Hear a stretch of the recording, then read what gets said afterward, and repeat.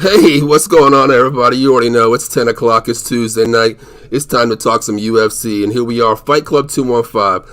My name is Paul Spencer. I'm feeling a little bit under the weather today, fighting this big ass COVID haymaker that knocked my ass out in the fourth round of this fight. But I got some reinforcement today. Of course, you already know I got Joey Woods here, the hitman himself, my co host every week. And of course, we got the man himself, longtime friend, Chris Thedieck. Chris, how's it going, brother? How you feeling first, man? What's going on, guys? Not too bad. Feels good to be back on the podcast. Good, man. Thank you for having me. Thank you for hopping on here on short notice, man. I didn't think I would be able to get out of bed this morning, but hey, Joey, what's going on, brother? Doing good. I'm doing good. Good to see another week. I'm glad you're doing better. Didn't knock you out, Paul. Knockout would have been Hey, a you little know bit what? worse. Hey, Didn't quite knock you out. Knocked you on your butt, but you got back up. you know what, Joey? Here in the Fight Club 215, we go heavyweight fight style. 5 rounds and knocked me out in the fourth, but I got back up for the fifth round, and I'm here, man. Exactly. So we're gonna make this happen today. But hey, listen, let's talk about this, man. There's a big card coming up. UFC 278. The rematch is happening. You know, a lot of people said it was a gimmick, not a gimmick fight, but the biggest upset in Pena's history, that it shouldn't have happened. But where do you guys stand on this, real quick? Talking about UFC 278. Chris, I'll let you start off first, since you're the guest here. Let me hear what you have to say about that. It was not a shock last time. I called Ooh. it for months. I know you. You were like, you're crazy thinking that. I was saying it, man. Penne is gonna beat that ass by a mile. I won a couple of $1,000s on that bet. It was an easy bet. I called it. She is just such a mismatch for Nunes. She beat the brakes off her just like Kat Zingano did, because Kat Zingano is the same way as Penne. And I said, that's not Nunes' style. And what she did, she went out there and dominated her. Pure usual. It's very predictable, because if you know your knowledge, man, you knew to take Penne. But believe that, like Nunes, she's not an all-around fighter. She's a stand-up brawler, and that's what she's good at. Penne ground embarrassed her. I think we're going to see a repeat. And then Nunes is probably going to retire, walk away, put the gloves in the ring, and be a mom.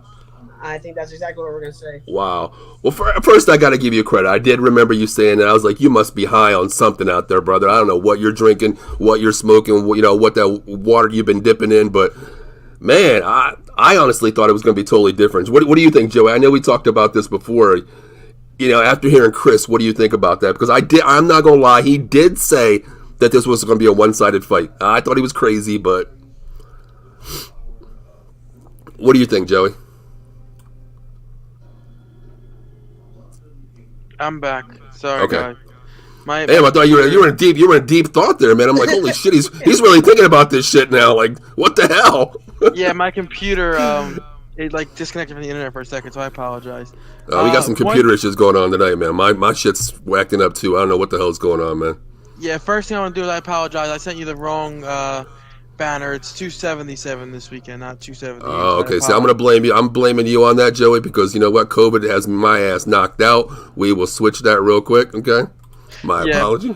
But feeding off of what Chris said, and just going forward, to say that was expected the way that she lost is crazy. I get you can say that you expected her to lose. That to say she lost so convincingly after the run that she's been on, I think is crazy to say. You can definitely predict that she was going to win. I think we talked about this before. I think we talked about that the last time we were on together, Chris. This was one of the fights we talked about. And I do remember you talking about Pena and saying she's going to win. And I thought I agree with you in terms of the path to victory, and there was definitely a path to victory for Pena. But to say that to expect Pena to be able to dominate the way she did, just because of Nunes's dominance. Because let's face it, every woman that she's fought knew the path to victory. It was to grind it out, get it to the ground, and be able to control it on the ground. And no one was able to do that just because Nunes is just so physically dominant, and Pena was able to do that.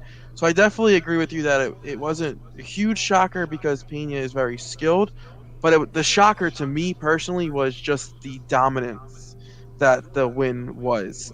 Maybe not the win itself, but the dominating fashion that the win was, and kind of made it look like Pena was the one that is arguably the GOAT of women MMA, not Nunez at that point. Well, that's the thing is like if Penne fights anybody else but Nunez, she's gonna lose. She's gonna get her ass kicked. It's just styles makes fights, right? It's just that's what it is. Kat Zingano beat the brakes off of Nunez. Nunez had no chance. It's the same thing. It's the style that just makes it uncomfortable for Nunez. It's the style. Hey, there's Linda Duarte checking in. Thank you, Linda, for checking in. I appreciate you're one of our loyal followers. We appreciate you checking into all the shows. Greatly appreciate that. Hope you're feeling great tonight. But yeah, I mean, you know what, Chris? I don't know, man. Like, I was a firm believer. I mean, I lost money on the fight. I ain't gonna lie. I had Nunez rocking the world this time. You went against me? Look, man. Look. You and I don't talk that much anymore, okay? I lost faith in you for a little bit, brother. All right, come on. Hey. You know what? Hey, I'm gonna call you this weekend, okay? I'm gonna get your fight card, and we're gonna put a little bets on this. All right, we definitely will, man. I need to get some money back, man. COVID had me screwed up this week, man. Like I was placing bets on goddamn Formula One racing, brother. I was so fucked up. Yeah, but you think this is gonna be an exact rematch the way it's gonna happen? Go down the same way? She's just gonna how do you see that, Chris? I don't think it's going to be as dominant as it was before. I think Nunez is going to put up a hell of a fight. I think it's going to get a little bit closer, but I still think Juliana Penne is probably still going to win. Okay. I think it's going to be a lot closer. She's going to be worried about that takedown. She's going to be more cautious, and she's not going to gas herself out like she did the last time. I think it's going to be a lot closer, but I think Juliana is time to reign for, the bantamweight, I'm pretty sure. Yeah, right. A little bit. I think she'll lose right after she fights someone else other than Nunez. I think she'll lose right after. So she should really just be thanking the matchup that this is a better half on her style wise, pretty much, correct? But after this fight, after she wins this, she might as well just kiss the belt back to somebody else, correct? Pretty much. Yep. Okay. What do you think, Joey? Again, it's very hard to pick against Nunez just because of the run she's been on. I'm gonna have to go with Nunez just for a simple fact of you've seen from the first fight what to work on. Obviously, like Chris was talking about, she was kind of selling out for the takedown at every step of the way. Left herself open for that jab that kind of literally just picked her apart with that jab the entire night. Pena was able to land that at any time of the fight willingly. Didn't even look like Nunez was defending the jab at all because she was so worried about that takedown in the back of her mind that she was just letting it land at will. I think Nunez comes in there with a little bit of different game plan. I think Nunez lets her hands fly a little more. I think at this point she has to go for broke, because if you lose at this point, you ain't getting back to that point. Not Masvidal quite yet. He hasn't really had a fight yet. He's kind of in some trouble with what he did in Miami, so he's not really getting some fights right now.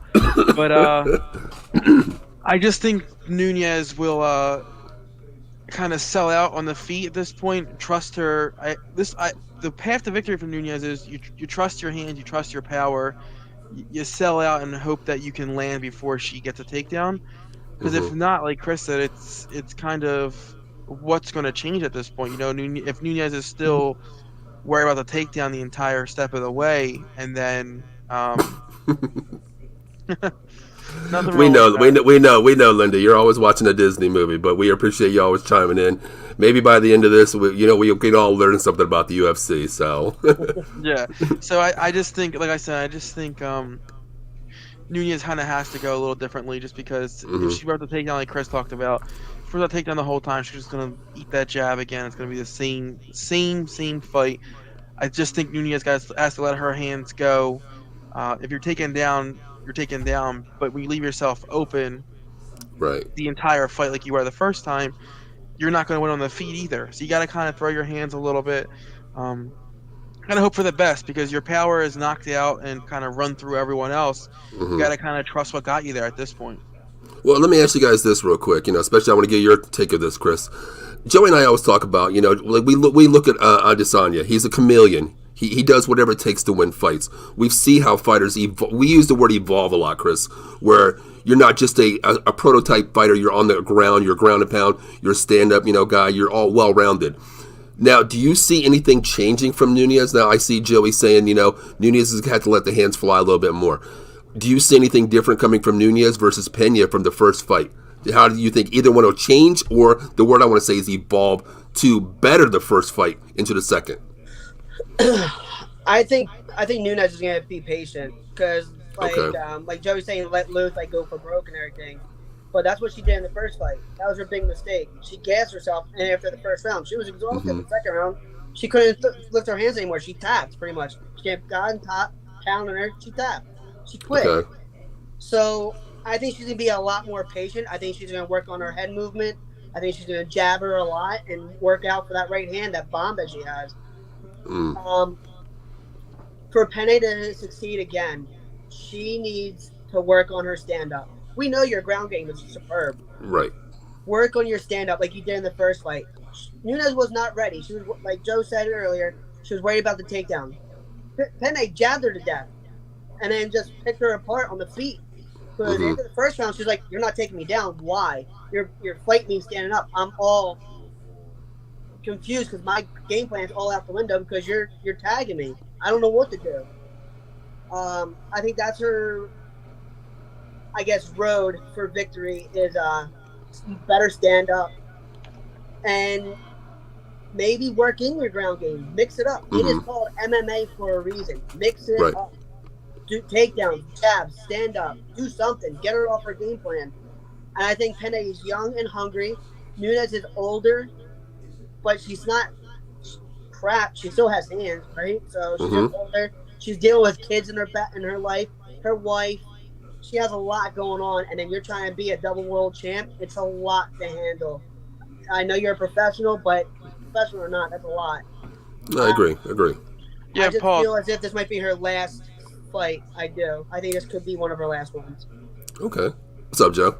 And talking about what you were saying, wrestling is not something you just kind of learn in 6 months. That last fight was what, like 5 or 6 months ago, right? Like 6 Around months, that something time. like that, yeah. Like wrestling is not something you just. Nunez can train every single day, practicing grappling, practicing wrestling, practicing the groundwork, but that's something you learn in 6 months. It's something that you kind of gotta keep getting better and better at. So even if Nunez, like you're saying, evolving and working on things, even if Nunez is in the gym every day working on that wrestling, I just don't see the wrestling taking that huge step forward that we would expect for her to be able to at least feel comfortable with grappling with Pena on the floor.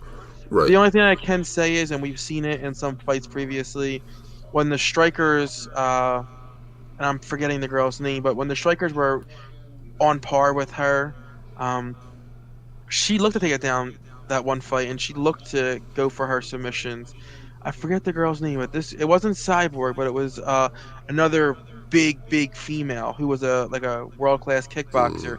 And Holly Pena Holmes. looked at. Holly Holmes. It wasn't Holmes. It was a Brazilian.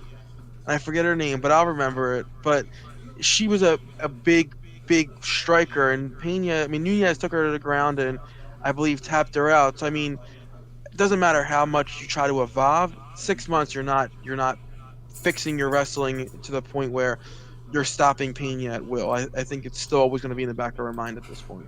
Right. Yeah, I mean, you're not gonna change your game plan in 6 months. I mean, it's gonna take time to adapt to that, even just like you said. But I'm just surprised I'm still surprised about the first fight. I mean, honestly, Chris, I really am. I thought it was just gonna be a Nunez, domination. I mean, just looking at her strength, the way she takes the octagon, man. I just thought it was gonna be totally different. I mean, man, I just don't know. I mean, I hope it's going to be a better fight this time. Just like you said, I hope she doesn't come out and get gassed. I would like to see, a full fight to both their potentials.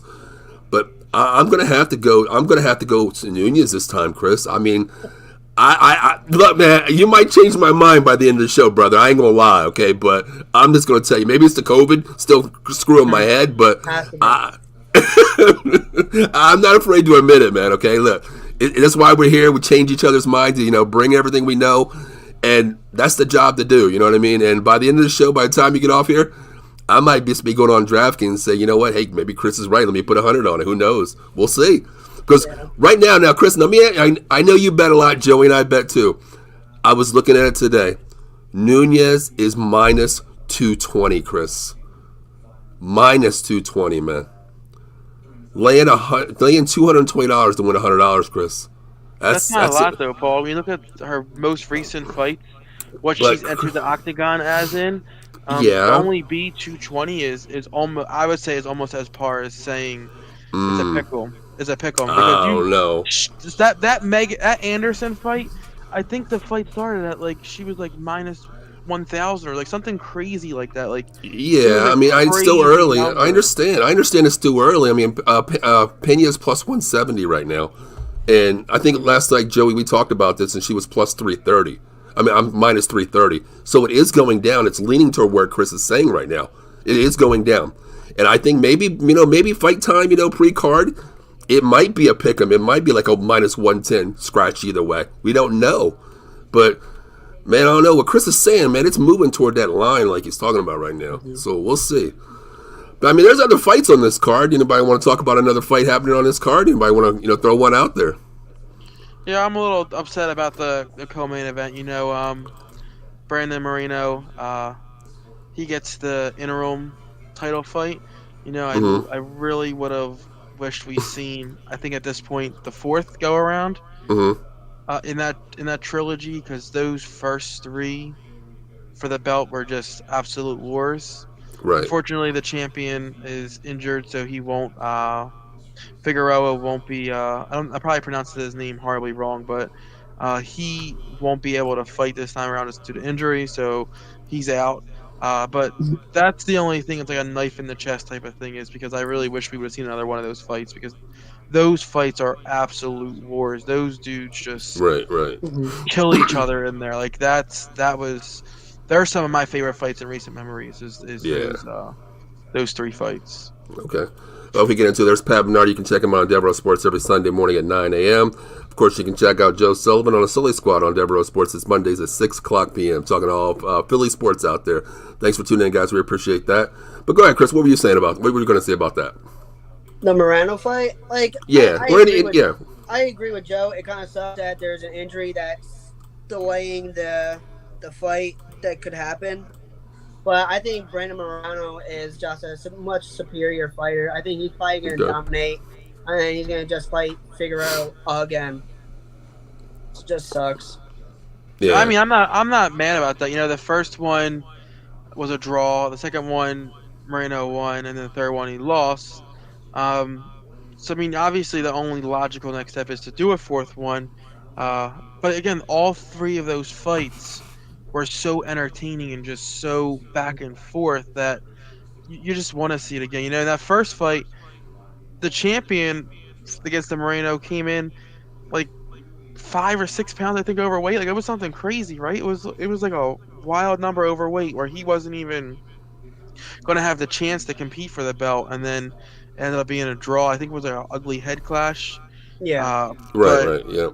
Or a groin or something like that, where it was a draw and they went to the scorecard. But we're obviously going to see that fourth one again. And then one more fight you always have to talk about on this card is whenever Derek Lewis is on the card. He always puts on an entertaining fight, and he always gives you some kind of sound bite to leave with during the interview. So whether I think the one fight was like you saying his balls were sweaty or something like that. Like, he always says something crazy. So it's always going to be a sound bite for him, and you're always wondering if you're going to see that knockout, because if he's another dude, if he can put it all together, if he can get that cardio fixed and put it all together, he could be a legit contender in this heavyweight division. He has the hands. He's just too big. He'll never get the cardio in shape. Right. Yeah, he's huge. Yeah. It's just a shame, because he could be a legit contender. He's good on the mic. Fans love him.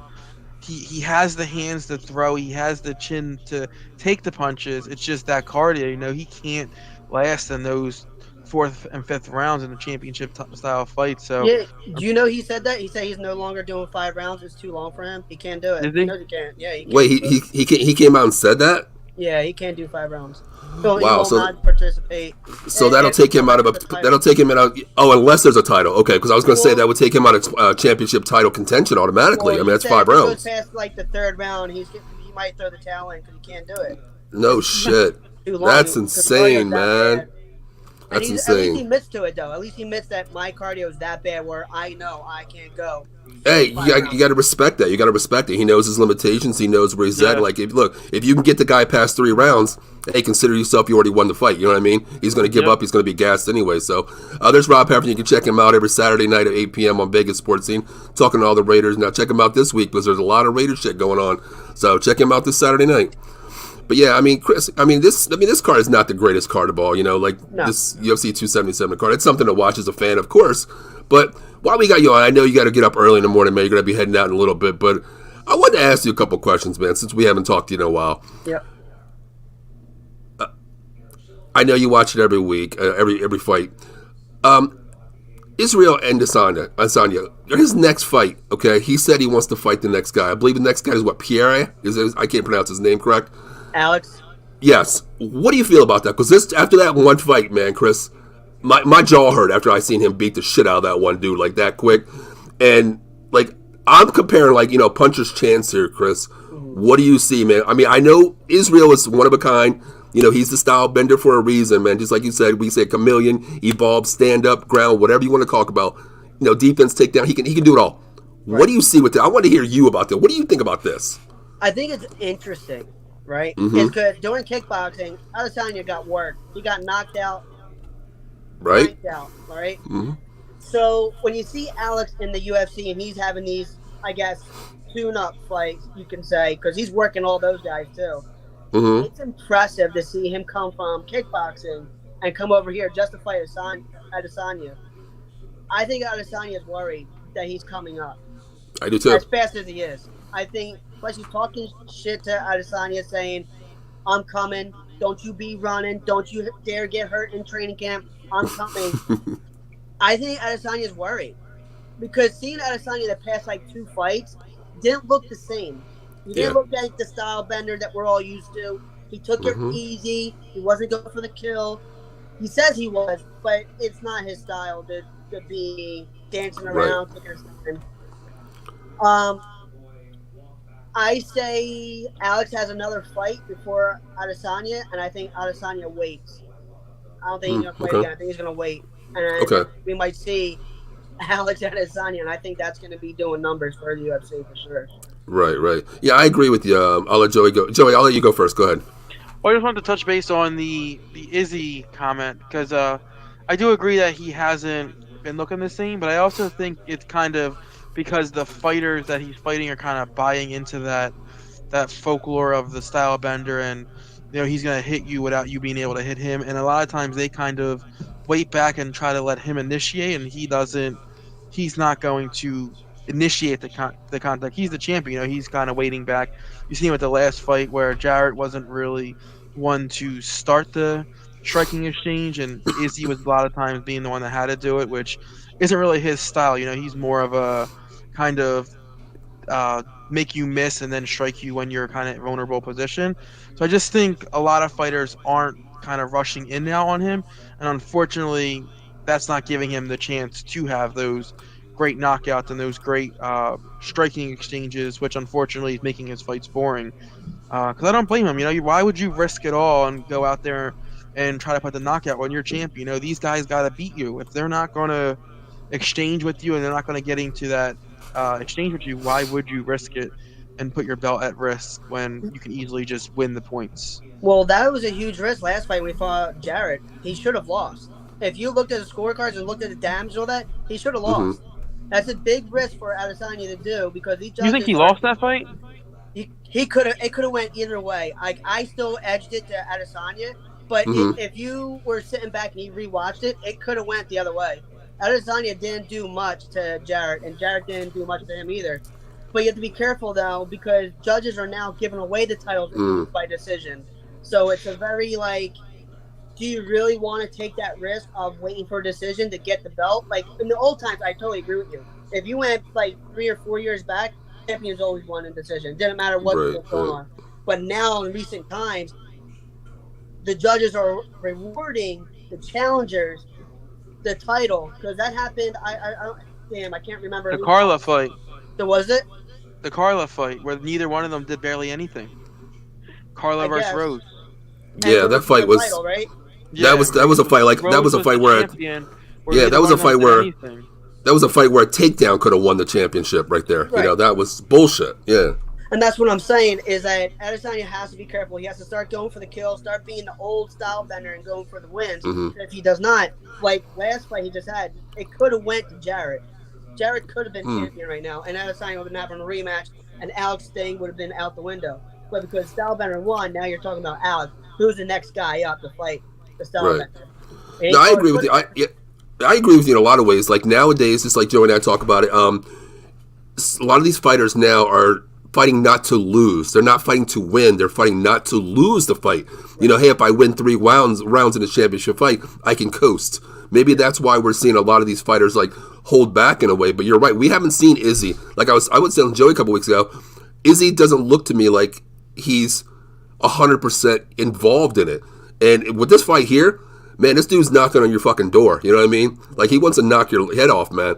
And I told you, I mean, if this fight happens, I'm going to lay some money on Alex, man. I'm telling you right now. I think it's going to happen. I think it's going to happen, man. I really do. Chris, before we let you go for the night, I want to ask you a question about that. You're talking about like champions and stuff not doing enough and stuff.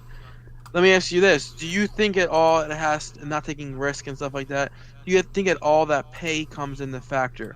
But what I mean by that is these guys aren't getting as great a compensation as they would normally get for a boxing or something like that, like the champions. So do you think they're not going out there and risking it all just for the simple fact that they need to fight 2, 3, 4 times a year just to be able to make a livable wage? So they're not risking it all in a fight. Do you think that all plays a factor? Yes and no. I think they want that win and that fight of the night bonus, knockout bonus, submission bonus. They want that extra cash, right? They don't want to just get the win and just get paid or normal. They want extra money, right? It's like if you're going to your job, you want that bonus, right? Of course you do. Everyone wants a bonus, right? Mm-hmm. The better you are and more fans you get, the best highlights, the trash talk, because everyone's trying to be Conor McGregor now because he's the cash cow, right? So everyone's trying to be him, talk like him, move like him, be him. Are we going to have another Conor McGregor? We could. We have Paddy the Baddy Pimblett. He is a superstar in the making. God. Did you just really say that? Dude, he is a superstar in the making. Yo, do you see his ratings? His ratings are off the charts. Yeah, Paul. Right now. I know. I'm just laughing about it. He had the 4th biggest increase in terms of social media followers after a fight in UFC history. God. He gained 500,000 followers. Teabag to his opponent. That's hilarious. That's hilarious. So. Oh man. And it's funny you mentioned Paddy, Chris, because they both came from the same promotion before. They both came from Cage Warrior. They know each other. Yeah, they're both big. They're both big in the UK and they're both big overseas. So I mean, they're kind of following the same trajectory. And a lot of these guys, I mean, people don't realize this, but like England and stuff like that, like UK, UFC is huge over there. So right. Dana's always looking for that next big UK star to push. He's looking for a megastar. Yeah, he's looking for a megastar. Izzy has that opportunity to be a megastar. It's just he's so. I think relaxed. He rubs people the wrong way too much. I think Dana White has now seen that Izzy ship has come and went, just because he kind of a lot of times either like with McGregor, even more than what Izzy, it's like you either love what he does or you're like, this dude's piece of like this, not a piece of shit, but this dude's annoying as shit. Like I want to see him get knocked out. Mm-hmm. Well, Izzy don't know how to trash talk, right? That's part of the game, right? Yeah. Trash talking. It's part of the game. It's part of the fight game. Paddy, he's funny. He has some good lines. I don't think we'll ever see a trash talker like Conor McGregor. He had the trash game all that finger. He was so good. Yeah, it's psychological. He was digging deep. Yeah, look at what he did to Aldo. Knocked him out in 15 seconds. Got in his head. Yeah. Aldo came, pushed him, rushed him, and clipped him. Good night. It's funny because did you see that clip of him in the locker room in the back? He was literally practicing that exact strike in the locker room over and over again. McGregor was like, he knew Aldo was going to charge in on him, and he was literally practicing the step back overhand over and over again in the locker room. It's funny. I talk about Paul all the time. I spent all this money to go to that fight for 15 seconds. It was a Yeah. little like I want my money back at that point. Right. Well, before I go, let's go over that Diaz and Chimaev fight real Yeah, quick. let's pop that up there real quick. Ooh. I'll let you Before, start up because I asked you about the topic. You wanted to bring this topic up, Chris. So hey, let you roll with it before we get you out of here. I love this fight for Diaz. He has an to, Opportunity. Opportunity. opportunity Okay. to end a hype train and then peace out. Like he has a huge opportunity to end the hype train and peace out UFC and says "suck my dick" kind of. But opportunity. Will this opportunity happen? Man, because people forget, right? Diaz is a monster on the ground. He's like a third or fourth degree black belt in jiu-jitsu. He ain't no slouch on the ground. Yeah, he likes to stand and bang, but Chimaev's outing against Burns was an eye opener. Was a huge eye opener, saying he can be beat. He's not as good as everyone thinks he is, and he has a long road against Diaz because Diaz can take a beating. And you think you're gonna beat him like that? I don't know. Okay. I think Diaz probably comes out over Chimaev, Okay. and then tells UFC peace, and he's gonna go to bare knuckle fighting. I think that's where his path will go. I think Joey, you did mention that, didn't you? Yeah, here's the thing. The only thing that's scary about this fight for Diaz is the weight class. I mean, Diaz when he's at his best, is when he's the bigger man at 155, 170. Chimaev is already a huge 170 pounder, and then to move up to fight at 170. I mean, he kind of not to say move up, but because Diaz kind of fluctuated back and forth, but Diaz at his best is 155. So moving up to 170, fighting a huge 170 already. That's the only thing that's scary about this fight is will Chimaev just be so much bigger? I think they're close to the same height, but Chimaev is a huge 170. Like I don't know how this dude makes weight because he's a big dude.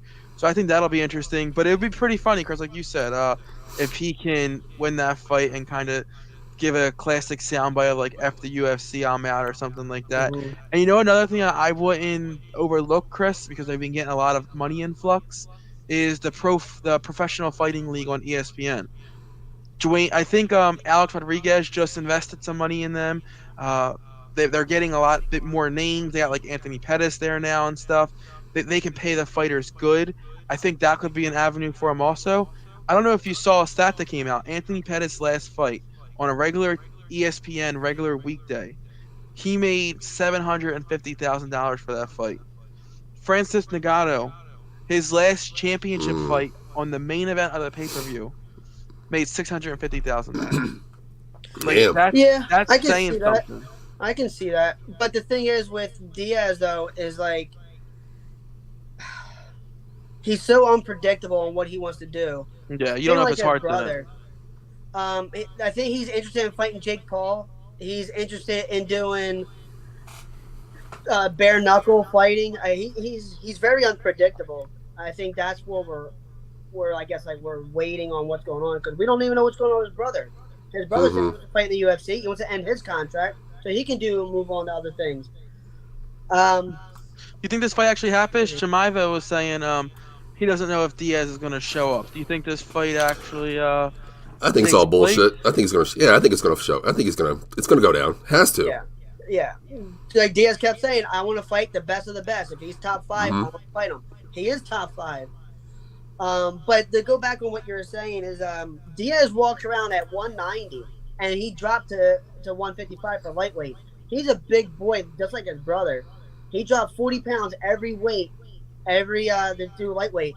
I think him being at 170, I think he's more comfortable. You know, to drop that much weight, he's going to be in better condition, better health-wise. I think he's going to do fine being that big. I think, like you said, Chimaev walks around big too. He walks around 190, 195, I believe, and he dropped to 175. So they're both big boys. Yeah. I just think Diaz works better. The reason I mentioned that, Chris, was I think Diaz works better when he has that big advantage and he's fighting the much smaller guy. I feel like Diaz is able to control the reach, and he's one of the best fighters I've seen with being able to like you always see it. It always drives me insane when you have these guys with such long reach and they don't ever use it. Diaz uses it so well.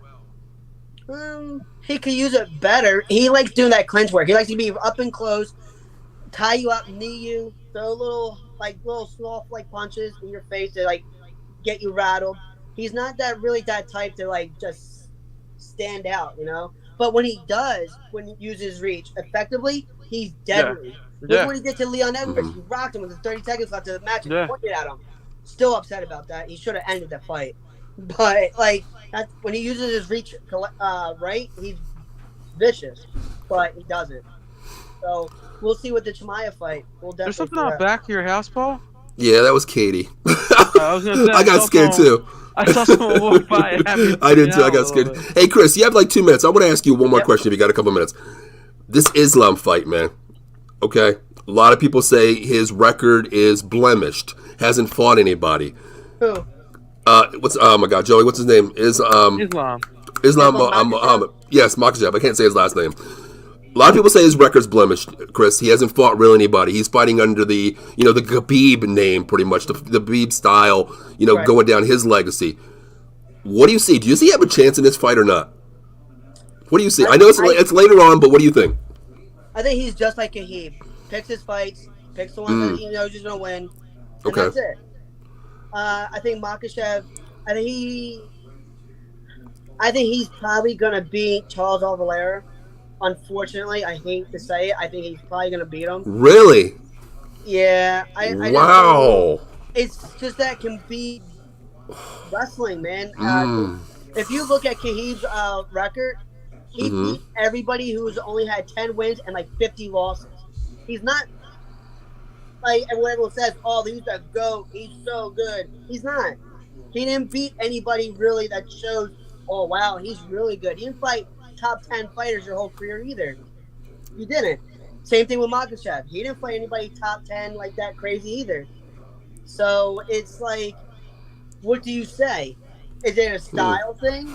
Like I was saying earlier about Penne and Nunes, right? Right. So Right. Makhachev's deadly on the ground. He can't move. He dominates Brazilians, and that's what Charles Oliveira is. He's a Brazilian jiu-jitsu. He's But he's not probably just any dominating on the ground. Brazilian. He has the most submission victories ever in the UFC. Like he's not just any Brazilian. He's one of the best, if Right. not the best, off his back. But that's the thing. Is this new wrestling they have? Brazilian Mhm. Jiu-Jitsu doesn't stand a chance against that new wrestling that they're doing. That's the curve, and that's what's gonna hurt Charles Oliveira. Is that this new wrestling that they're developing is deadly. They're beating national champions, gold medalists in wrestling. They're beating everybody with this new style of wrestling. I think that is awesome to see, though, is to see a new style of wrestling be implemented into the mixed martial arts world, where this is something totally different that is destroying people on the ground. That being said, is that Charles needs to keep this fight standing. Yeah, so I was gonna say every fight starts on the feet. Then we have seen Islam get knocked out cold on the feet. So that's one thing you always have to remember is he does leave a little to be desired on the feet. Right. As great as he is on the ground, his stand up is still growing, and which is crazy to me that he's got a title fight at this point in his career because I don't think he's a finished product. I still think his striking is going to Isn't he like progress. 25-1? 25-1. So it's kind of hard to deny someone who's on like a 10-year win streak or a 15-year. But you literally just said yourself that he's fought no one. So what does win streak have to mean if you're fighting nobody? Exactly, but that's just what it is, right? It's like Chimaev, right? He hasn't fought nobody except for Gilbert Burns. He's fought nobody too. Well, I would give Chimaev the pass just because he hasn't been in the UFC quite as long. I mean, But you put him in can top see 5 after 4 fights? You put him in top 5 after 4 fights? That doesn't make sense. Well, I mean, It's if you the beat number same 2, thing. you get to move up. You know, you beat number 2, you're gonna Well, you're yeah, gonna of move up. course. But I same give thing. Chimaev more than I give Islam just because Chimaev has fought the top 10. I mean, who has Islam fought? Hooker, Bobby Green, like that's worthy of a title fight. I mean, come on, I get you have the win streak, but at the same time, we have these rankings for a reason. You should have to work your way up the rankings, not just based off a win streak. You know, if you're fighting trash cans, Right. But the you're same gonna thing could have put a been win sent streak for together. Kahib. Same thing could have been sent for Kahib. He didn't fight nobody until he got the title. He fought nobody until he got the title. That's fair. I mean, I'm a huge Khabib guy, even as a. And he was undefeated. He had a goose egg on his loss. That's debatable. I think he lost that T-Bow fight. Pat, I'll answer you in a little bit. When we got Chris on here, I want to talk to Chris about some things, man. Chris, we want you to hop on once again, man. Later on, we want to talk about this UFC card.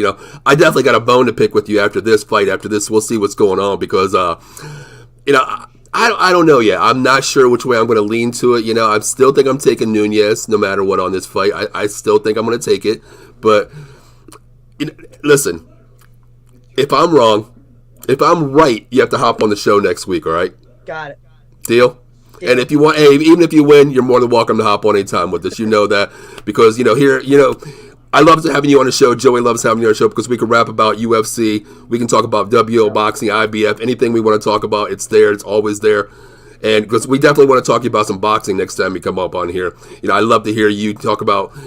I want to hear your take on Tank. I want to hear you talk about Haney. I want to hear what's going on in your eyes of where you see it because Spencer and Crawford's coming up. We've heard about it. It's happening.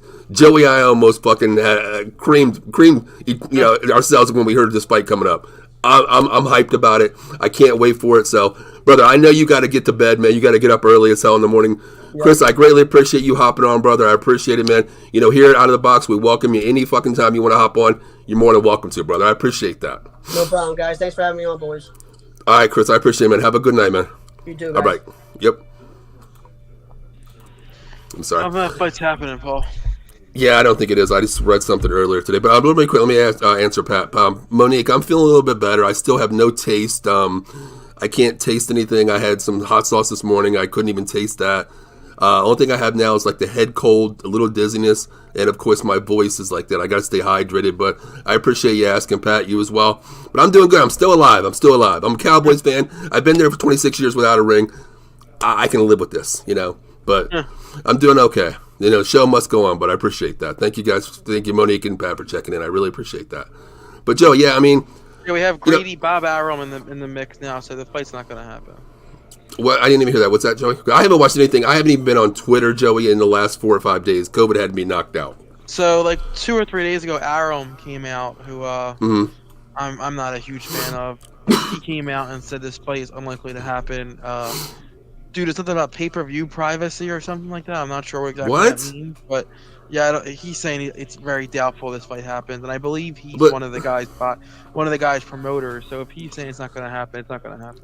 All right. So do you think, Joey, this is just a promoter? This is not saying what rank it is. Top Rank dies in. Do you think it's involvement with these two companies saying we're not going to happen because we don't want a split purse. We want it here. We want it there. Do you think that's what it is? Because this PPV crap, no, Joey. I don't know, Joey. I don't get it.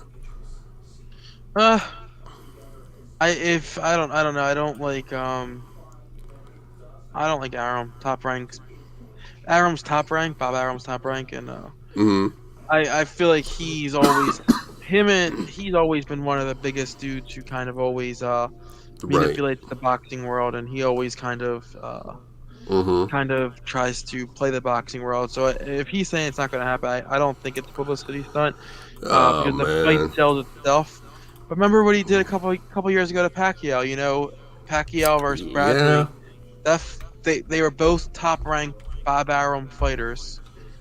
Everyone, even Stevie Wonder and Ray Charles, could see that Pacquiao won that fight, and they gave it to Timothy Bradley.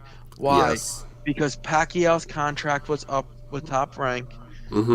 Timothy Bradley was an up-and-coming star with Top Rank.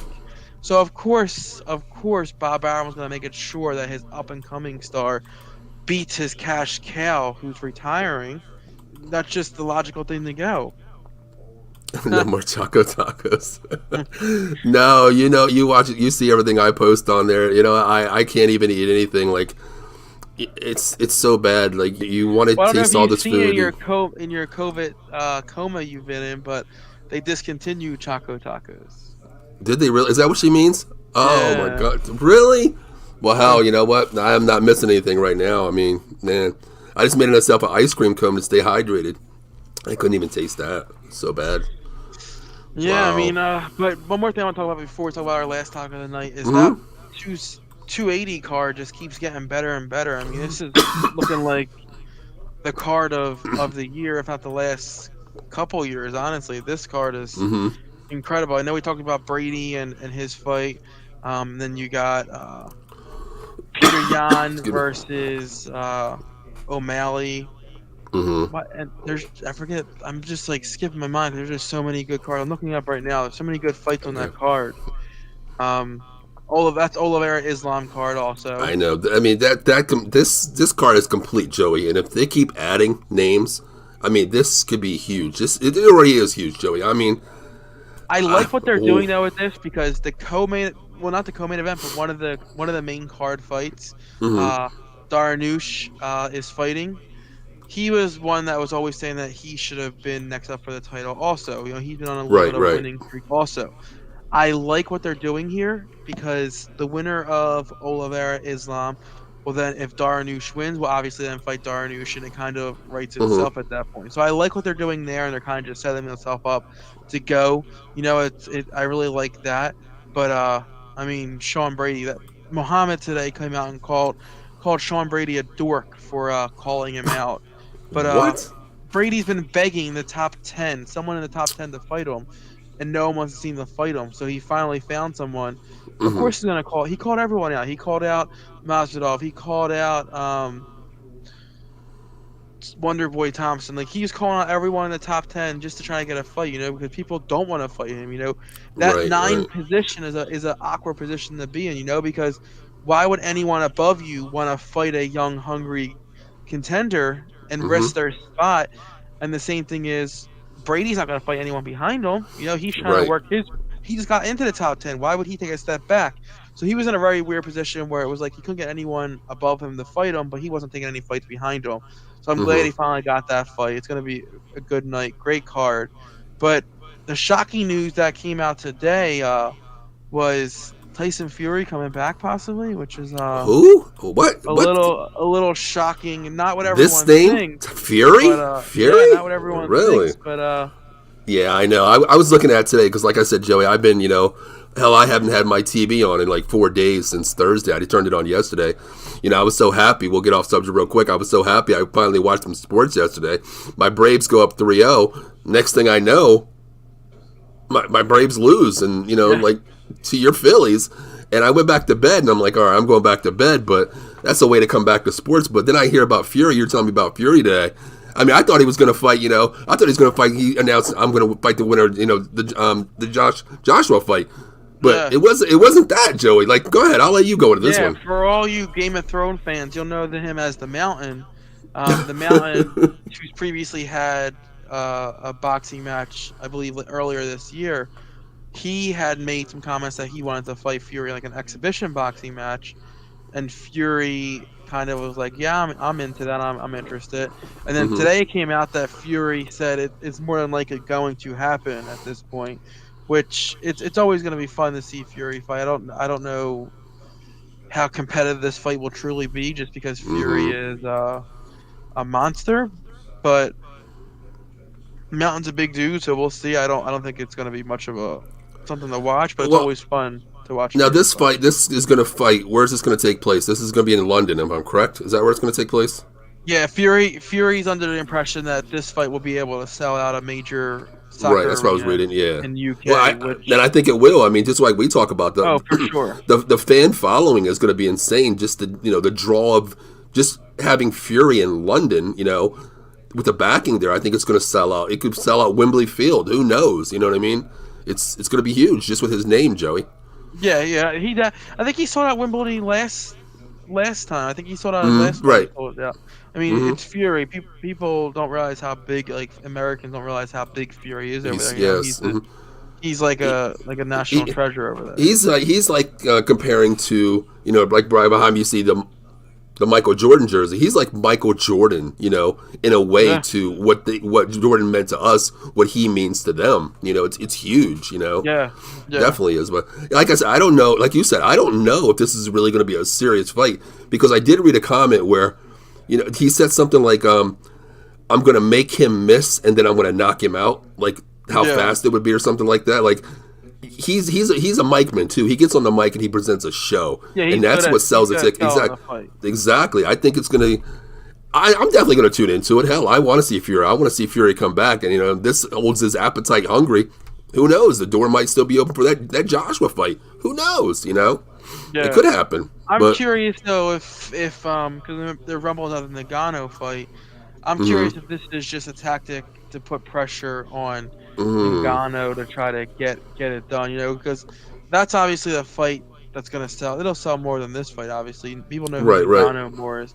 Maybe not, because Game of Thrones is huge. So maybe the Mountain is a little bit bigger name than Nagano. But fight fans would tune in more for Fury and Nagano than Fury versus the Mountain. So, I mean, we'll see. It's going to be interesting either way. Yeah, wouldn't it be crazy as hell, Joey? This is on pay-per-view out there, and they're fighting in London, and the Mountain comes out dressed like something from the Game of Thrones. Yeah, like wouldn't that be some crazy shit? Yeah. And then you see all these Game of Thrones people in the stands out there, like how much of a spectacle this would be, and see okay. It's been so long since I Game of Thrones. I can't stand it with the last episode. I can't stand the whole series. Watched all that shit, and then the last episode pissed me the hell off big time. What pissed you off about the last episode? Don't even want to talk about Joey. This is we only have like 20 minutes left. Not even that. I need like 2 hours, Joey. Seriously. We have time. Okay? We have time. What pissed you off? No, we don't, Joey. I didn't. No. Joey, next episode we'll talk about it. We'll open a show with that. Okay. My gripe about Game of Thrones. Off there. All right, we definitely will. Okay, we definitely will. First, I can start off with the Starbucks fucking cup. Okay, that pissed me off first. Okay, remember the Starbucks cup? I do remember that. That was number one, Joey. That was number one, Joey. Okay, now I'm just gonna leave it right there for the viewers out there. So tune in next week, and Joey and I will have a battle about Game of Thrones. What I didn't like about it, but what was the Mountain? Who was his villain? Who was his villain? Who did he fight against, Joey? Who did his name say that he hated? It wasn't Jon Snow, right? No, I don't. Who would it be? Would he have one though? Who would he have? He wouldn't have one though, would he? Well, he wasn't. I mean, he wasn't. He wasn't bad. Long, right? Right. That's what I mean. No, he wasn't in for it long. No. And didn't he get turned into an undead type of? I believe he did. I believe he did. He became one of the what was considered the Night Walker, whatever. Dead. Yeah. Yeah. But I was thinking that his portion of the show was so long ago. I kind of exactly try to rewatch it back at this point. I know. He was early on in the season. But that would be pretty cool, if he had an adversary out there and Fury just dressed up like his ass, came out there to the press conference. That's Fury. That's Fury. Fury probably was. That's Fury. Fury would probably dress up like the Why am I forgetting his name? The king. What's his name? The undead king. What was his name? Oh my God, Joey! Now we're going back. Holy crap! I don't even know anymore. It's been so long. My God. But yeah, that is Fury though. He would dress up like that, he would dress up like one of the Night Walkers, Jon Snow, one of the Lannisters. He would dress up like crazy. He don't even care, but it's crazy how he turned into Game of Thrones. The Night King. The Night King. Okay, all right. But I don't know. I don't know if I'm going to take this fight seriously, Joey. I mean, no, you can't take it serious. You can't. You just gotta watch it just for the love of Fury. Exactly. You're honestly watching it for. But one more thing we talk about before we leave tonight is Garcia kind of. Oh, hold on, wait a minute. Was it the Hound? It wasn't the Hound, right? Now, Linda said it was the Hound. No, it wasn't the Hound. They did have a battle. They did have a battle at one point, and the Night King. The Night King. Okay. Yeah, that was you know what? Real quick, I know Linda's still tuned in. Linda's probably watching a Disney movie on the side, listening to our dumb butts talk about some Game of Thrones on a UFC podcast. Linda, were you okay with the last episode of Game of Thrones? I'm going to leave Linda because Linda is the deciding matter in this whole damn thing here, Joey. Okay, we're going to take hers. What do you think, Linda? You think Game of Thrones was good on the last episode or not? We're going to leave it to her, Joey. All right. I think Joey froze out for a second there. No, I'm here. There you are. All right. We're going to leave it to Linda. I want to see what Linda says. That's right. The Hound was his brother. That's okay. That's right. That's right. Okay. The Mountain went against his. Okay, that is right. Damn. See, Linda. Okay, I know you watched the entire series Game of Thrones. While you were watching Disney's with your daughter too. But you tell me, were you satisfied with the last episode of Game of Thrones after all this crap that we put up through? Okay. I need a little bit more than that. It was a toss-up. Are you leaning to my side or Joey's side? I need to know, okay? We still love you no matter what. And you're more than welcome to even hop on a show with us one time. Hell, maybe we'll have a Game of Thrones show. Who knows? Who knows? But, Joey, anything else you want to talk about? We're waiting for her comment. Yeah, Garcia. Okay. Ryan Garcia came out and said Mayweather was saying, like, it needs to happen at this weight. I think it was 140. Garcia won at 135. Garcia then came out and said, I'll fight at 140, shut up and sign, or something like that. Wait, who said this? Who said this? Garcia said it to Mayweather. Because Mayweather said that this fight has to happen at 140. And Garcia said, shut up, I'll fight at 140. All right, the Dragon Mother turned herself into her own father, so I think Jon Snow did the right thing to being priest to his kingdoms. All right, so you're leaning toward Joey's side. Okay. All right. I'll tell you why I didn't like the Game of Thrones ending next week. So tune in next week. We have 4 live viewers out there, so check in next week if you want to hear why I can't stand Game of Thrones. Okay. I loved it. I'm not gonna lie. There was times where I called out to work to watch it, Joey. I'm not gonna lie, but. So if my old boss is out there listening, I'm sorry about it. I don't work for you anymore, so I can tell you the truth. But, but I mean, I didn't even see that, Joey, about that Garcia saying that. I didn't even see that. That's insane. He's saying, like, I agree to move up for weight class and stuff. Like, nothing's holding it back. Pretty much saying, like, at this point, if this fight don't happen, it's not on my end. Like, it's on your end at this point. So that'll be interesting also. All right. But, I mean, in terms of the world of boxing, it's kind of been a little bit of a down week. Not quite really week, happening. yeah. Yep. Oh my God. Hold on. Let me see what Linda said. Laugh my ass. You're torn between liking it and hating it. Now I'm more of the hating it. Okay. I'm leaning toward that. I'm making maybe a 60-40 hate it. I loved it all the way up until the last episode where here's where I hate it. Well, there was times where I was watching, I couldn't even see the damn black screen, Joey. Okay. Here's what I hate it. I felt like the last 2 or 3 episodes were kind of super rushed. Like, right. From like season 3 on, it was just building to the final battle with the Night King. Exactly. And then the whole episode was just a giant battle with the Night King and his army. Mm-hmm. And then literally in a split second, he's dead by. It was over. He's right? Dead, and I just didn't like that point. That's the only thing I didn't like was that it was too fast. The fight scene itself was great, but that death scene was just too fast. That's because you had to put the brightest on. I don't need see Linda. Listen. People were complaining about that across the board that it was too dark. Okay. Wait. Linda, if I'm watching this show, I don't. It's not my job to turn my TV's brightness all the way up. Okay, it's the people making billions and billions of dollars saying, you know what? There's old guys out there like Paul who can barely see with his glasses on, so we need to brighten this up a little bit out there. So that was one of my beefs, but that's not really my major beef. But Joey, just like you said, my God, now I'm going crazy here. Now you got me kind of hyped up here. That's just like me saying, okay, I've been waiting. How long are we waiting for Spencer and Crawford to fight, Joey? Okay, leading up to all this bullshit, talking trash, talking every week, Twitter account, every week seeing something blown up. The night of the fight, Spencer talks all this shit. Spence, not Spencer. Spence talks all this shit. I'm going to knock him out in the first round. It's going to happen. He's going down. All this trial.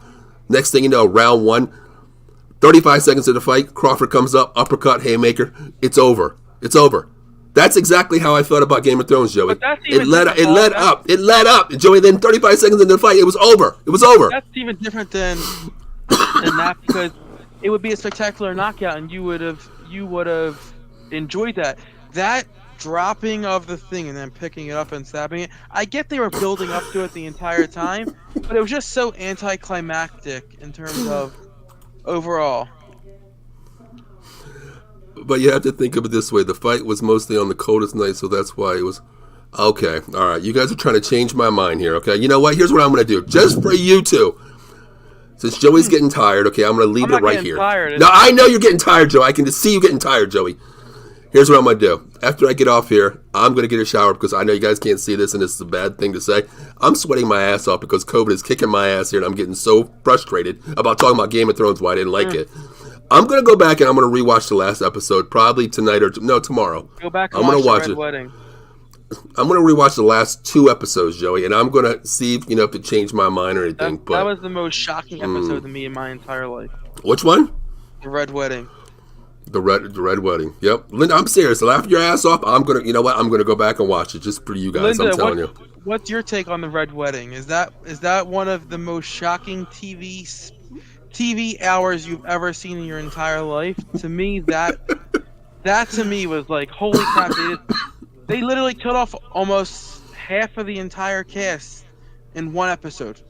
Exactly. In not even one episode. In 10 minutes. In 10 minutes. Joey, that's just like you and I doing a show. We're halfway through the show and we get banned by everybody and the brothers out there saying you guys are done without any kind of warning. We're like, we're done right away. That's how that entire episode went. Yeah. Like half the crew was like, you're reading a script and it's not even in, like you're reading a script and it's not even in the script. You're in there and like all of a sudden I don't have any more lines. Well, your ass is dead. Your whole cast is dead. That's what happened to you. But here we go. Okay. The Red Wedding, I was more exciting about the death of... Yes! So here's a funny backstory about Joffrey. Yes. He is actually the complete opposite. The actor is actually the complete opposite of his character. They said he's the nicest human being in the world. When his death scene was shot on set, every single person on set was crying. Okay, Because Joey, he Joey, is the stop. nicest human being in the world, they said. And so they were all upset because they knew that when he got killed off, that he wasn't going to be on set every day anymore. So they were all literally crying because he was the nicest human being in the world, and they were killing him off on the show. Joey, listen to me. Nice guys, okay?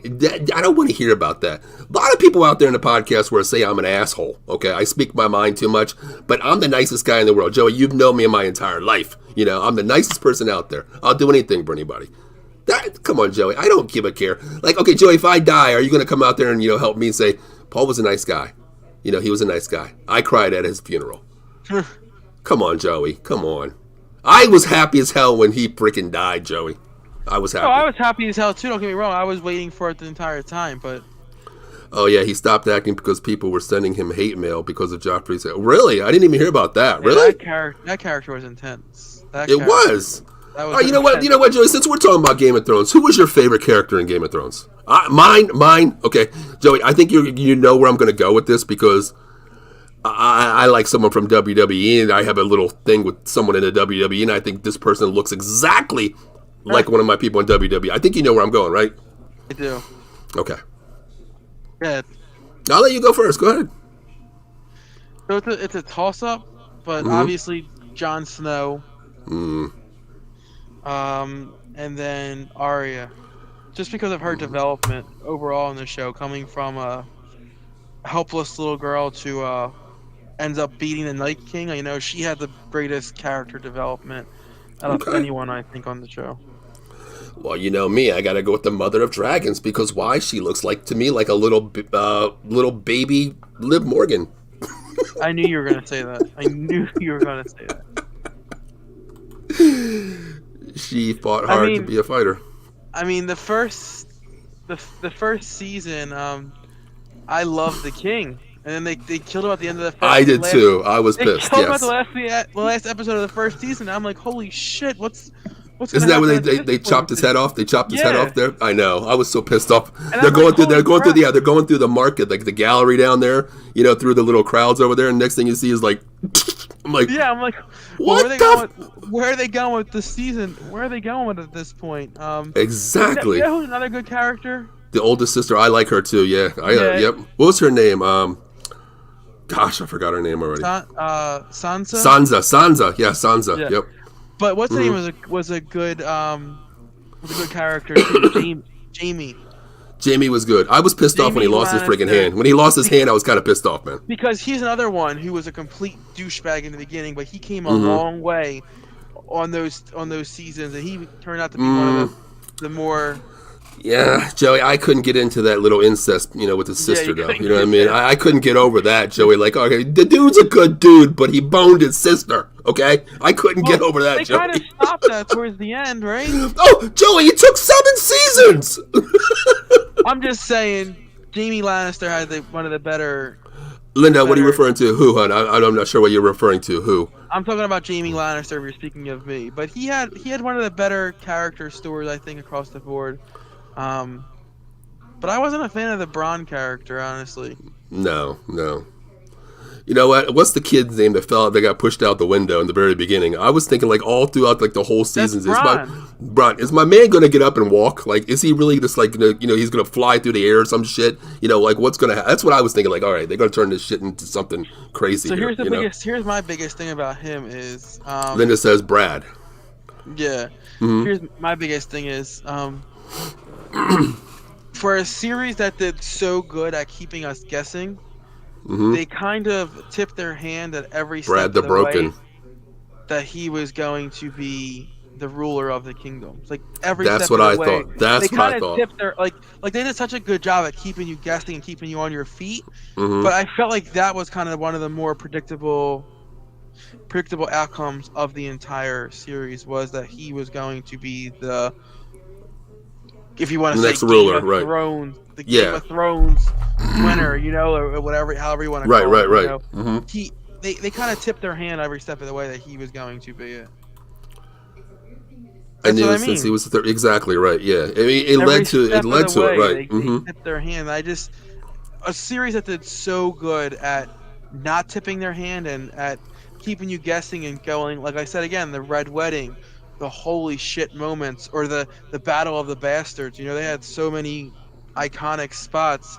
But I was happy the way it went. Of course, I was one of the nerds who was on Reddit Monday morning that last season because they were leaking them. They leaked the entire script. I couldn't do that. I couldn't do it because I was like, you know what? I invested so much time for these seasons to go through it and through it and through it. I'm not doing that. But who's not a good character, Paul? That she gets a lot of hate. Who? The witch. The witch who was actually really old. When she took off her necklace, she was actually really old, but then she was beautiful when she had the necklace on. Okay. They wanted you to think Jon Snow was going to be it because you have to take a look at what they call the Easter eggs of the season. What they call Easter eggs of the season? Yeah, the Red Witch. She says. Yeah, mm-hmm. She was one of my more favorite characters. Also, okay. Just different, but All right, I'll give you mine, Joey. The reason why I said she's so beautiful. I mean, I had to say that. But my favorite character of all, what was the midget's name, Joey? What was his name? What Lannister? What was his first name? Wasn't it like Littlefingers? No, it wasn't Littlefingers. It wasn't Littlefingers. You know what I'm talking about, right? I do. To me, man, he played so many like different characters in the series. From drunk to whore lover. You know what I mean? To wannabe warrior. To somewhat leader. He was my favorite character. Tyrion Lannister. He was my favorite character overall. The way he acted through the whole series. He was my favorite actor. He was. Yeah. Tyrion Lannister. There we go. Thank you, Linda. Linda, thank you for so much. Now, my question is, Joey, is this. How the hell do we go to a UFC Fight Club podcast to a Game of Thrones podcast? I don't know how we got on the Game of Thrones, honestly. But you know what? I love it because here at Out of the Box, that's why you're listening to Out of the Box, because everything we talk about is out of the box. How did we branch the Game of Thrones? Because we're talking about the goat. We're talking about the goat. We're talking about the mountain. The mountain, exactly. And I said I wasn't happy with the last episode, and then we said talk air, but you know what? We laid it all out there. Listen, I was a little thankful because I picked up that season. I picked up that. It's alright. I threw myself off. I confused my own self some damn times. I ain't gonna lie. I picked up that series halfway through, mm-hmm. so I was lucky because I could binge watch it and not have to wait for the next season. So I was happy about that. Right. But I'm excited for the spin-off series coming. Wait. There's a spin-off now, Joey? Yeah. So they're doing House of Dragon. Oh my god! Is my girl in it? She's not in it, but her character's in it as a younger version. We're gonna have to check that out then. Okay, maybe it's Liv. Maybe it's Liv Morgan. So they're like leading up to how they got to that point. Okay, all right.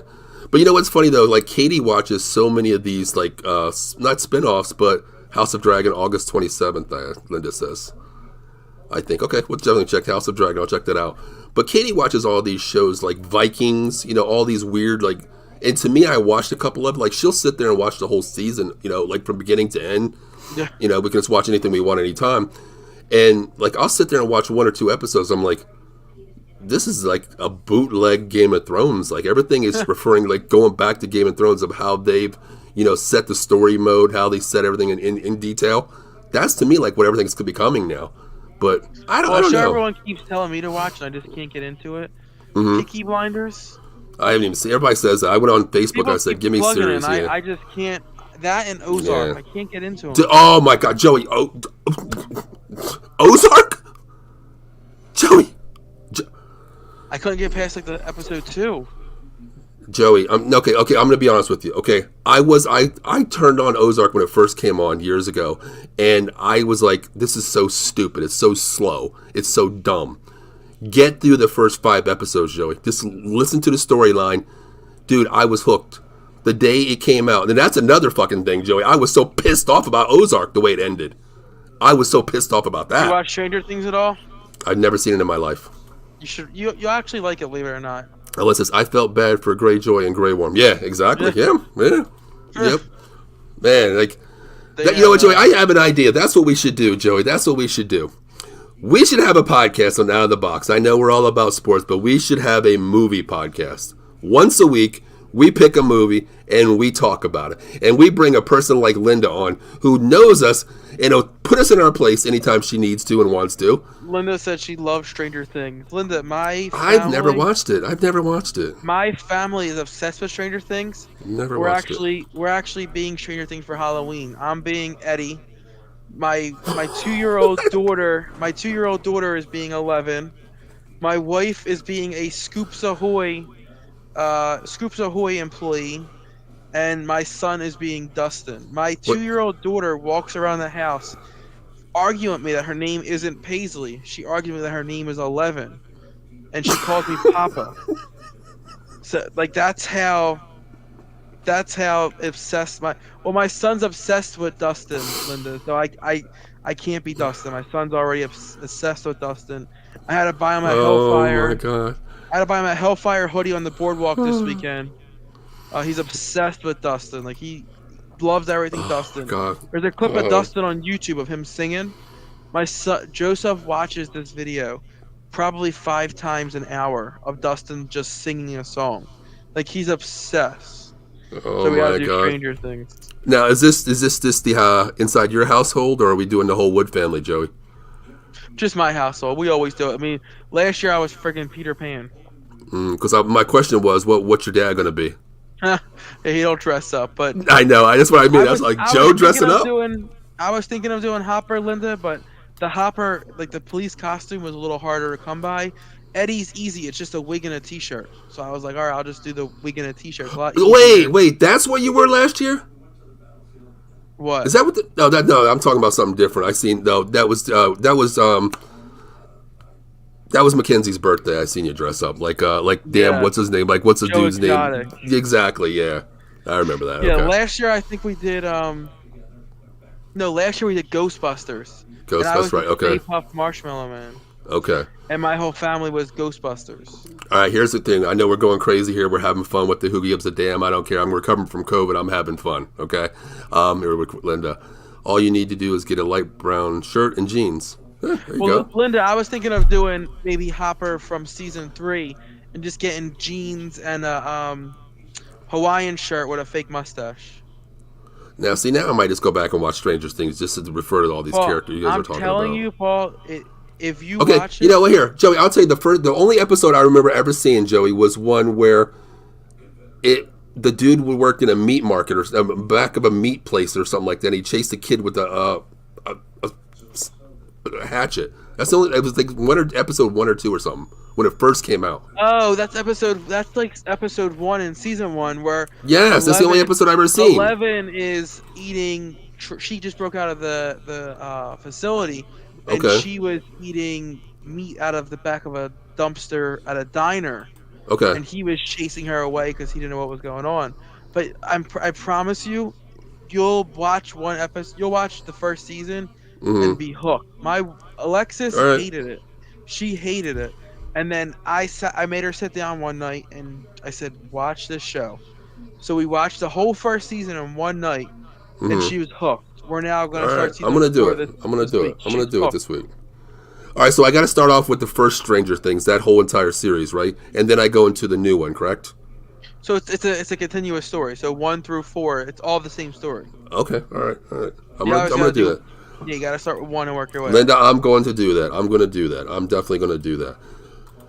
But man, I love talking about this. This is so much fun here at Out of the Box. We talk about anything and Paul, the anything. We don't last give a season. damn. One last thing before I let you go. Before I go tonight, Hmm? the last season of Stranger Things, for a Netflix show, they spent $33 million an episode What? Wait. Per episode? per episode, and there's like 10 episodes. The last Wow, episode of season 4 is 2 hours and 20 minutes. that's insane. That's insane. Linda said she watched it without sleep for 2 days. It's addicting, Paul. I'm telling you. All right, okay. Before we get off here, I know you guys are into Stranger Things. Okay, I turned on the TV yesterday and I was watching, a little bit of, my Braves get up first and then I went to bed and I turned the TV back on this morning and watched TV. What is this Pizza Hut thing with mind control? Stranger Thing mind control. I can order a pizza if I watch Stranger Things, Joey? So season 4, the big pizza thing is season 4. The brother on the season and the brother's friend, Jonathan and his friend, work for a pizza delivery company. Oh, okay. So Stranger Things, and 11 on the show has powers and they able to control things with their mind and stuff. So that's why they're doing it. But I'm telling you, it's like the first season. It's like a lot of mystery. It's sci-fi. It takes place in the 80s. It's a really good show. I think you'll like it. All right, I'm going to check it out. I mean, you know what? Hey, I got nothing but time. I'm still recovering, so I might just watch it tomorrow. I'd start tomorrow night. Watch it. Why not? You'll like it. We'll check it out. But I want you to watch Ozarks then, okay? I want you to watch Ozarks. Yeah. All right. Lucan and Dustin are ordering pizza. Okay. I mean, I seen the commercial. I was wondering, like, all right, what is this, like a new app for Pizza Hut? Like, is it like, what you ordered before? Because if I ordered before, I already know what I'm getting. I'm getting a sausage, pepperoni, and pineapple pizza. Very simple. You got that look of disgust when I said pineapple on a pizza, Joey. Yeah. You don't agree? You don't agree with that? No, I'm a plain Jane. Oh my gosh, Joey, really? Wow. But Joey, man, listen, this has been exciting. We went all off course here having some serious fun. But real quick, Joey, hey, listen, man. What's the weather like in Philly, brother? Here it's like right now it is 67 degrees. It's 76. All right. Because I heard you guys like a heat index of like 100 down there or something for like the last week plus next week, right? Yeah, it was crazy, and then it wasn't too bad this weekend because I was on the shore, so I don't know how bad it was, but That's right, you were down the shore. supposedly it was really hot. Yeah, man. I mean, people in Philadelphia need a vacation, so I mean, if you want to chime in to let anybody let them know where you want to take a vacation to, let them know, Joey. I mean, Yeah, for sure. Check me out, Joseph Wood, Mr. M Has to Travel. Anyone need a trip to Disney World, SeaWorld, Universal, Busch Gardens? Reach out to me. I could definitely hook you up with a trip and help you get planned and everything good to go. So reach out to me. But yeah, Paul, if you want to talk about our new show, it's going to be tomorrow morning, right? Yeah, tomorrow morning we got a new show coming up. Actually, I didn't get a chance to put the banner, guys. I'm very sorry for that. But it'll be tomorrow morning at 10 a.m. One of our hosts, Vegas Sports Scene's own Ken Fry, has his own show. If you're a Mets fan, hey, this show is all for you. The Batcave is coming live tomorrow morning at 10 a.m. It's going to be a bi-weekly show. But listen, if you're a Mets fan, definitely tune in to Ken Fry tomorrow morning. I'll produce the show for him, so listen. If you're out there watching on YouTube, Twitch, Facebook, even Twitter, chime in with your comments. Support that Met Nation, even though I hate saying that. But, he's part of our family, so support that Met Nation.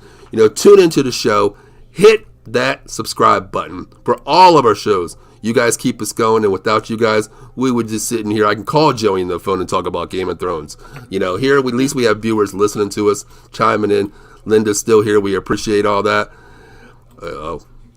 What'd she say? It's too expensive to travel. Well, you know what? Give Joey a call. Joey can work out something with you. He can put you on your budget wherever you need to be. Joey's a good dude. He got my niece a trip, and my niece was talking about... I mean, you can plan up to a year out, $200 down. $200 down, and the trip's not due until 30 days before, so you could go this time next year. You have a whole year to plan and pay it off. So I know the price looks daunting at first, but when you think about all your rooms included, your park tickets are included, it's not as bad as you think. you can definitely get a good deal going. But yeah, I mean, everything's too expensive at this point. And the Any good thing time is, in the Joey, I mean, world. a lot of people look at when you go to Disney, you need this magical experience where you need to be staying at the Polynesian, the Grand Resort, things like that. You don't need to do that, Joey. You can stay at somewhere, like the Rock and Roll, whatever it's called down there, the sports complex, Joey, down there. Is Yeah. that correct? You can put them in there, correct? Yeah, All Star Sports. I mean, Disney, Mm-hmm. obviously, Disney Hotel it's a lot more than just a hotel. You get the free bus transportation and stuff like that. So Mm-hmm. it's definitely a lot better. So I definitely agree. You don't always need to stay at the top of the line resort. But Yep. See, yeah, pineapple pizza.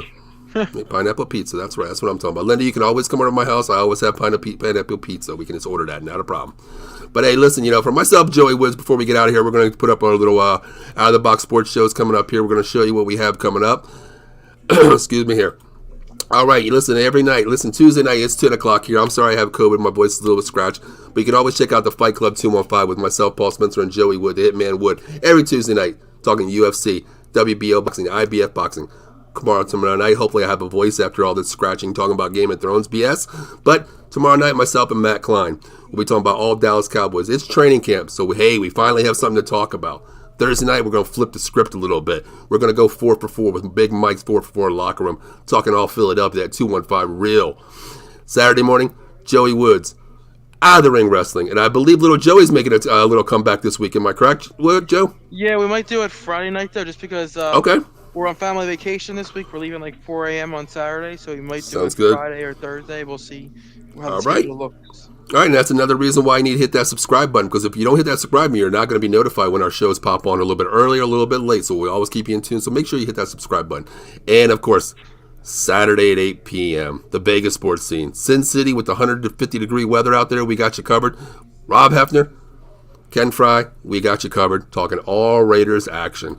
So, hey, listen. And next Friday, Paul, we got the Giants show coming to you with Evan.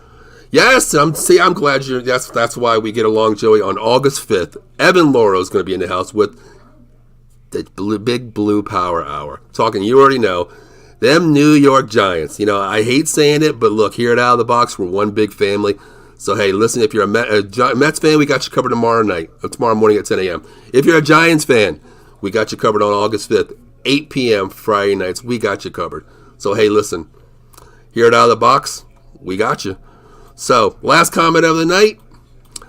Unless I'm in the comments, I keep changing the subjects up. It's okay, Linda. You keep us going. That's what we love about it, But, Joey, anything else you want to say before we get out of here, brother? Just like Paul said, hit that like button, hit that subscribe button. That way you can be notified when a show's live or when we post content. We try to do a couple posts a day with some of the bigger stories of the afternoon. So definitely just follow along with our page, share our page, get it out there to everyone. We appreciate you checking in with us tonight. Exactly. For myself, Paul Spencer, and Joey Woods, we'll see you next Tuesday night at 10 p.m. Thank you for tuning in. Hit that subscribe button for all our social media. Have a good night.